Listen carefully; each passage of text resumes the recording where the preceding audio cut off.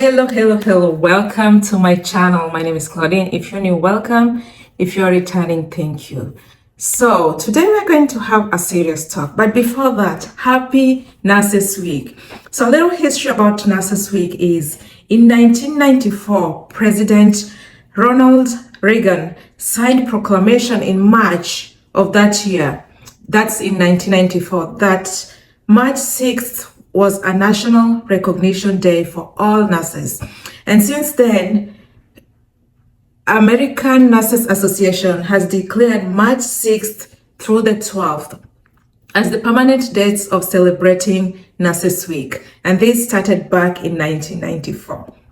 Again, happy Nurses Week for all the wonderful nurses there. We appreciate you guys. We love what you do. We know you're working hard. And this is the best time, really, to bring up this story that just featured a few days ago. And I was just busy scrolling down my phone. Actually, I went to Google to look up something. And the first story that popped up was about a nurse whose workman's comp was denied after her colleagues failed to give life-sustaining care. You're probably wondering, what are you talking about? Or you probably have read the story, or you've probably listened to the video that's going on around on YouTube. And this is nurse Andrea Morris, who suffered sudden cardiac arrest. And this is where your heart stops beating normally and can lead to brain damage, can lead to other comorbidities, can lead to several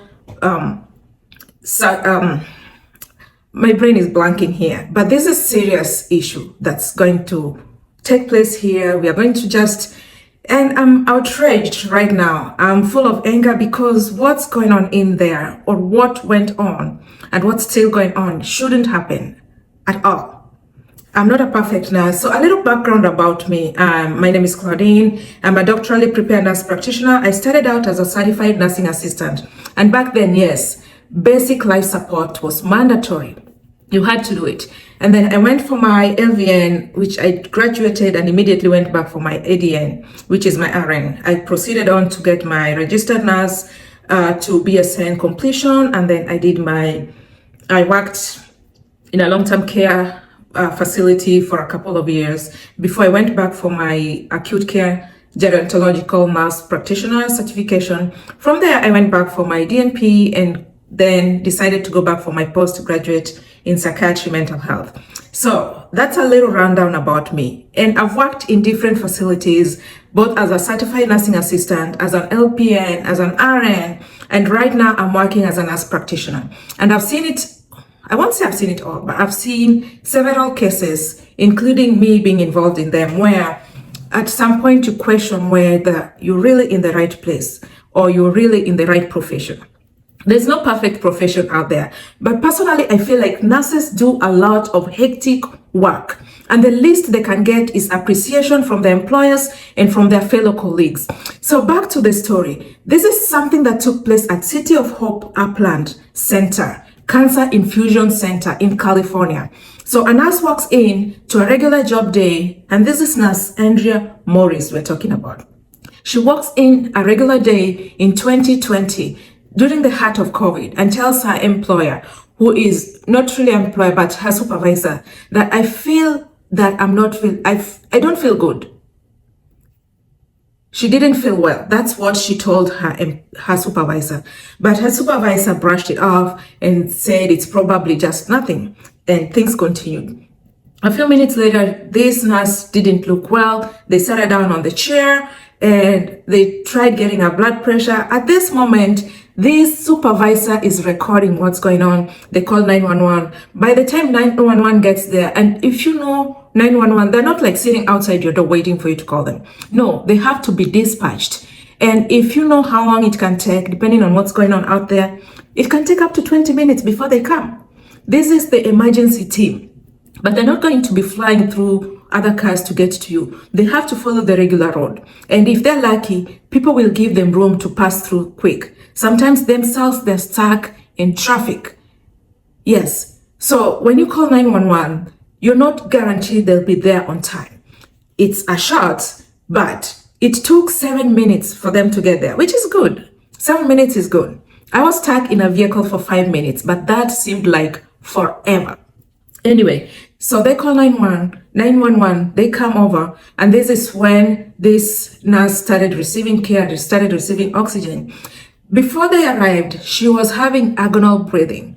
Agonal breathing are very shallow and slowed breathing, meaning your heart is really struggling and your lungs are really struggling. You're not getting in enough oxygen and you're not getting out enough air and getting in enough air. So this nurse was having agonal breathing, which means somebody needs to start CPR. That's not normal breathing. This person is in the process of having a massive heart attack or something really bad is going to happen to this person. So agonal breathing is not normal breathing. That means you need to start CPR. And now let's go to these people who are on duty. There were 5 other staff on duty, 2 registered nurses, 1 medical assistant, and 2 doctors. This was an infusion center, so I'm assuming these doctors were hematologists, oncologists, meaning their specialty is about cancer illnesses. And they should have gone through medical school, through residency, and a couple of years of fellowship for them to be in that field, that specific field. What really made me mad is that one of the doctors mentioned under the oath that, and these are the words, he is not qualified to perform CPR. Who says that? A whole doctor? Oh my goodness. I've worked with doctors who had to stop what they were doing to do chest compressions. And that's all it takes. Actually, right now, they're even recommending chest compressions to help prolong life and to help improve outcome. Chest compression, deep and fast. So this doctor says it's not qualified to perform CPR. What? A doctor? A medical doctor? Oh my goodness. To me, that's what was most outrageous for me. I don't know if he was there when all this was happening, but he shouldn't have said that in a court of law, that you're not qualified to perform CPR. What kind of training did you undergo? Anyway, let's leave this doctor alone. So the worst part of this is that this nurse was in the hospital for 8 good months. You know what that means. You've lost touch with your friends, you've lost touch with some of your relatives. There is no source of income coming in. And she just didn't leave the hospital in 8 months. She left the hospital as a quadriplegic, paralyzed. She can't do a thing for herself. She can't even take a sip of water like a regular human being would. She needs 24/7 care. Her family had to do liquidation of her 401k and even sold her house just so they can get resources for this nurse to be able to get the care she needs. And according to the information, her medical expenses are more than 200,000 per year. This is a lot of money. This is a lot of money. And right now she lives with her parents. So why am I so furious about this? And don't get me wrong, I'm not a perfect nurse. I've made mistakes. And sometimes I look back and I wonder, what's going on with this person? Or what really happened based on the mistake that I made? We are humans, we make mistakes. And that's why I'm out here talking to you all, talking to all the nurses, talking to every person out there. CPR is basic, very basic. Anybody out there can learn it. And there are places that even offer this free of charge. If you go to some of the community centers, they offer this training free of charge.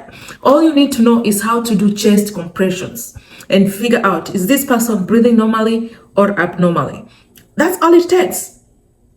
So when a whole doctor says that he's not qualified to perform CPR, that's part of your job description. You can't say you're not qualified to do CPR. All these people who are in there are qualified to perform CPR. The medical assistant, the RN, registered nurses, they all have to maintain basic life support. And if you're working in an infusion center, you probably need a advanced cardiac life support certification, which is a higher up.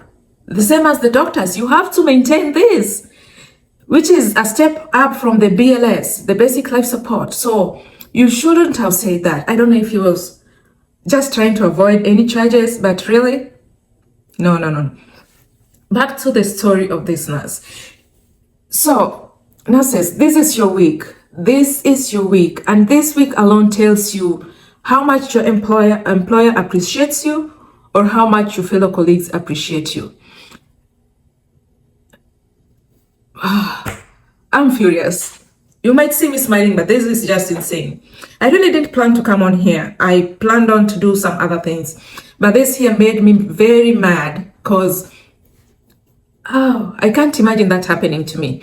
So anyway, this nurse has gone through a lot for the last 4 years since this happened, because it happened in 2020.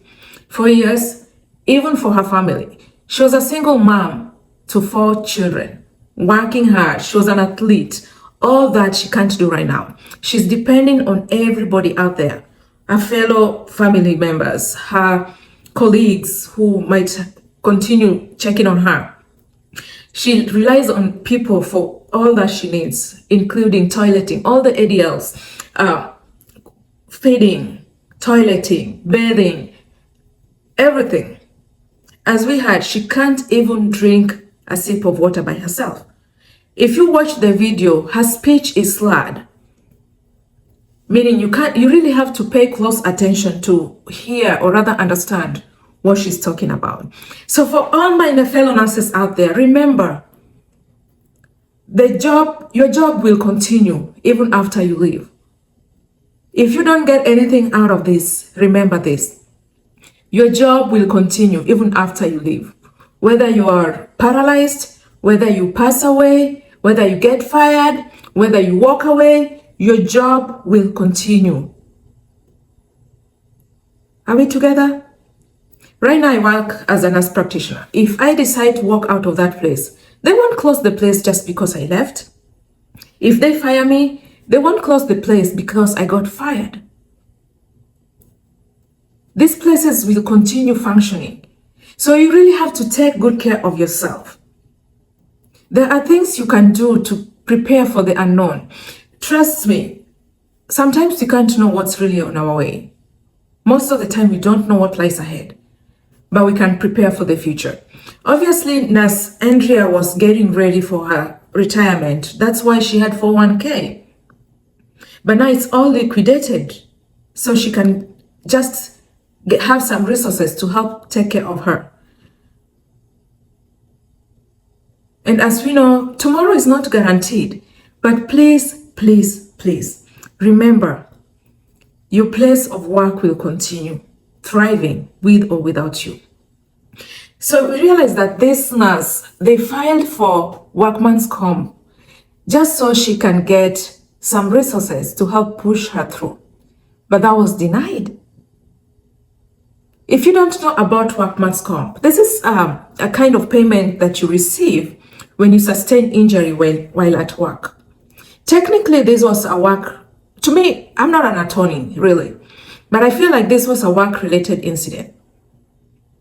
Was it? I don't know. I don't want to give you the wrong idea out there, but that's one reason that this story even surfaced up, was because her workman's comp was denied after her fellow colleagues failed to surrender life-sustaining care to her.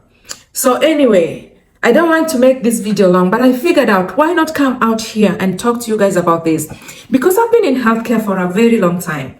I look at it as a long time because I first started in healthcare in 2007. And today we are in 2024. So it's 14 years, really, since I first, 14? That's 17. Oh my goodness. It's been that long? Oh my goodness. Yes, I started out as a certified nursing assistant, and I still remember we had to have a basic life support certification. So I'm telling you, if you don't have it out, if you don't have it, and this includes all your children. My firstborn is 10 years old, and I'm going to make sure she gets trained in this, because anything can happen anywhere. And that's one of the basic things we can help improve the outcome.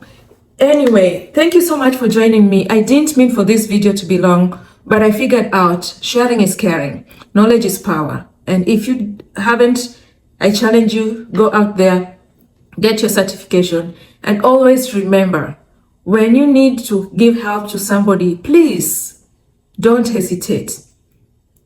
This person will thank you later. Or if not, God will bless you for it. Till next time, peace out.